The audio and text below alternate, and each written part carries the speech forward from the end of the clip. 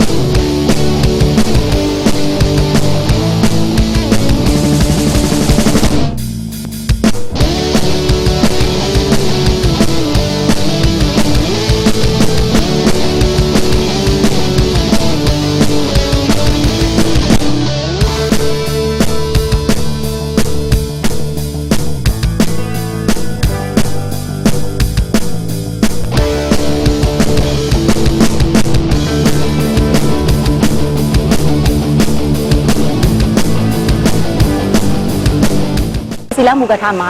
2200ပေါ့နော်2200နဲ့အခုအဝါစားလို့ရပါတယ်ပင်လယ်စာတွေရောအခြားအသားတွေရောအချိုခွဲတွေရောပြီးတော့ရေခဲမုံတွေပြီးလို့ရှိရင်အေးတွေကိုလည်းအစုံနဲ့စားလို့ရပါတယ်ရှင်အဲ့အတွက်လာရောက်စားသုံးမှုအတွက်ဖိတ်ခေါ်ပါတယ်ရှင်